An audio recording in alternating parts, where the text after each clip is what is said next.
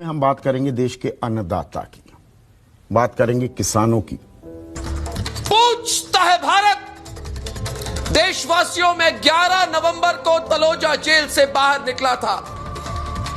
उस देश में जहां पर जय जवान जय किसान का नारा बुलंद किया जाता है, वहां किसान, देश का अन्नदाता, आंदोलित है, नाराज है, परेशान है, गुस्साया हुआ है, व्यथित है। किसानों के इस आंदोलन की वजह से आज नेशनल हाईवे नंबर 1 पूरी तरह से जैम रहा। दिल्ली और बहादुरगढ़ को जोड़ने वाले हाईवे का भी यही हाल था। उत्तर प्रदेश में भी किसानों ने आंदोलन किया, जिसकी वजह से दिल्ली और देहरादून हाईवे पर मुजफ्फरनगर के आसपास भारी जैम लग गया। क्यों? क्योंकि 20 सितंबर को सरकार ने किसानों के हित का दावा करते हुए कि उनकी आय दोगुनी हो जाएगी, किसानों के भले के लिए सरकार ने 3 कृषि कानून पास किए। लेकिन इन कानूनों के खिलाफ किसानों की नाराजगी 20 सितंबर से आज 26 नवंबर है, लगातार जारी है। करीब 2.5 महीने पहले मोदी सरकार ने 3 कृषि कानून बनाए। सरकार का कहना है कि इससे किसानों को फायदा होगा, क्योंकि इसके तहत किसानों को मंडियों के बाहर भी कृषि उपज बेचने की छूट होगी। लेकिन पहले संसद में विपक्ष ने इसका जोरदार विरोध किया। फिर जहां कांग्रेस की सरकार है उस राज्य में विरोध हुआ और इसके बाद किसान सड़कों पे उतर गए, जो कांग्रेस की सरकार है। बीजेपी कह रही है कि कांग्रेस जानबूझकर किसानों को उकसा रही है। हरियाणा के मुख्यमंत्री मनोहर लाल खट्टर ने पंजाब के मुख्यमंत्री कैप्टन अमरिंदर सिंह को चुनौती देते हुए कहा कि अगर एमएसपी पर दिक्कत हुई तो राजनीति में छोड़ दूंगा, लेकिन भोले भाले किसानों को उकसाना बंद करें कांग्रेस पार्टी। और अब किसानों के सब्र का बांध भी टूट रहा है। आंदोलित किसान दिल्ली की तरफ, देश के दिल, देश की राजधानी दिल्ली की तरफ निकल पड़े। वो हरियाणा के हों, राजस्थान के हों, पंजाब के किसान हों, कि दिल्ली में सुनवाई होगी हमारी बातों की, हमारी मांगों की। मुझे 8 दिनों तक 4000 कैदियों के साथ जेल में रखा गया।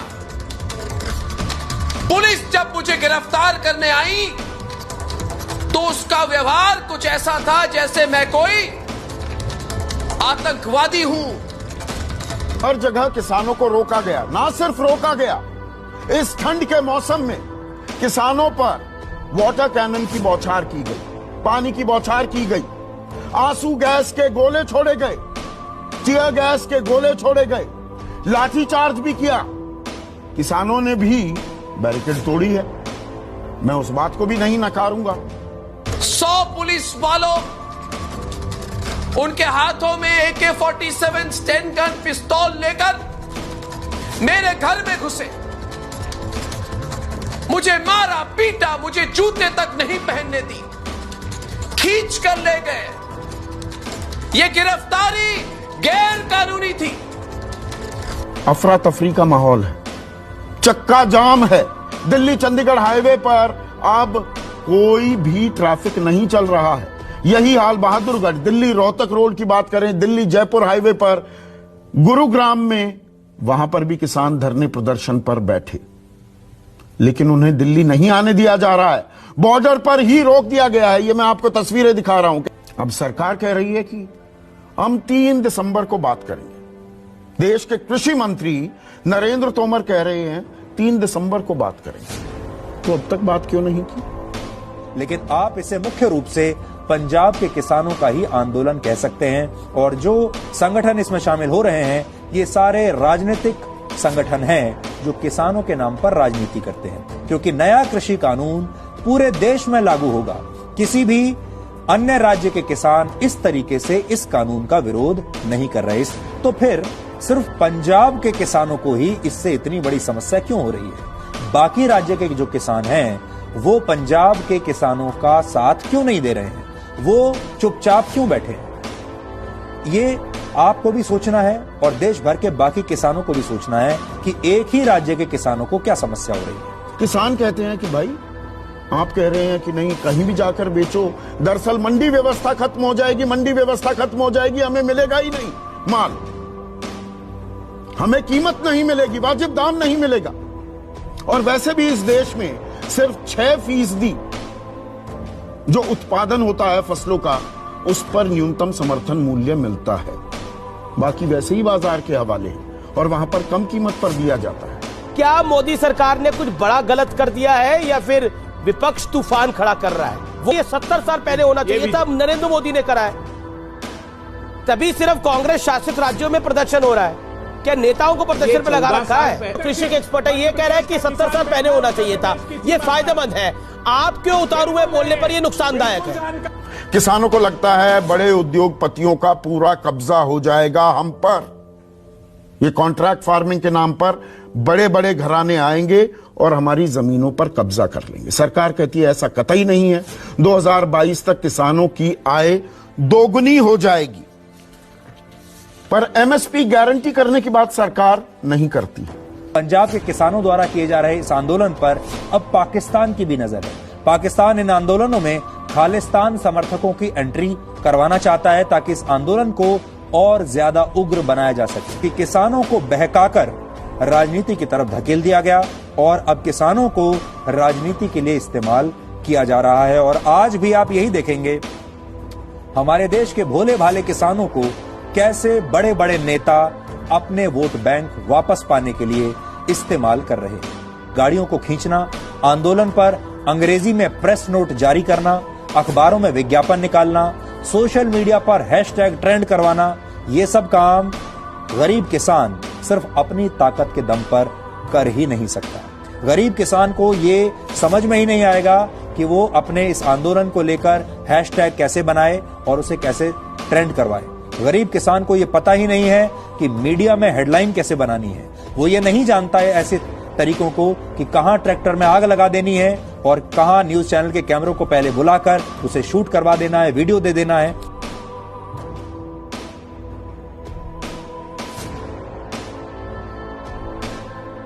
धान 1868 से लेकर 1888 रुपए का दाम है एमएसपी, न्यूनतम समर्थन मूल्य। 1000 रुपए में भी बिक रहा है बहुत सी जगह, उत्तर प्रदेश में खासकर 1600-1700 भी है। इसकी हालत फिर भी थोड़ी ठीक है। मक्का 1850 रुपए का न्यूनतम समर्थन मूल्य है। 800, 850, 950, 1050, 1100 तक, लगभग आधी कीमत में। अरहर 5800 रुपए प्रति क्विंटल, 2750 से 3200 रुपए। कपास 5515 रुपए, 2800 से 3000 रुपए। उड़द 6000 रुपए, वो 3050 रुपए। आधी आधी कीमतों में बिक रही है फसलें। और गन्ने की बात भी मैं यहां पर जोड़ दूं, जहां पर सीधी पर्ची कटती है, खास पश्चिमी उत्तर प्रदेश की मैं बात कर रहा हूं, और वहां पर अभी भी बकाया जो है, ये नहीं कि कम कीमत पर उनका गन्ना खरीदा जा रहा है, लेकिन वो गन्ना मिल में उतार देता है और 12,000 करोड़ रुपए सिर्फ उत्तर प्रदेश में बकाया है।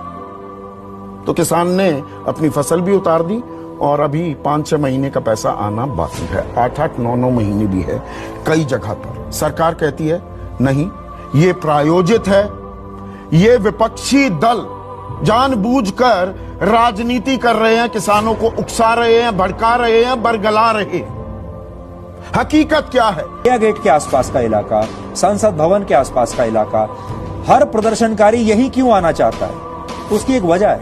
उसकी वजह यह है कि ये जो इलाका है ये लटियन जोन में पड़ता है, जहां सारे बड़े बड़े मंत्री, जज, बड़े बड़े सरकारी अधिकारी रहते हैं। सारे बड़े बड़े न्यूज चैनल और पत्रकार भी इसी इलाके में दिन भर पाए जाते हैं। इसलिए अगर आप वहां प्रदर्शन करेंगे तो तुरंत बड़ी संख्या में न्यूज चैनल्स के कैमरे मिनटों में वहां पहुंच सकते हैं, अखबारों के पत्रकार मिनटों में वहां पहुंच सकते हैं। सारे बुद्धिजीवी, सारे डिजाइनर पत्रकार इसी इलाके के आसपास दिन भर आपको कॉफी या वाइन पीते हुए मिल सकते हैं। इसलिए सारे प्रदर्शनकारी देश में, चाहे वो कोई भी हो, इसी इलाके में आना चाहते हैं, क्योंकि यहां पर आकर सबसे ज्यादा मीडिया कवरेज मिलती है।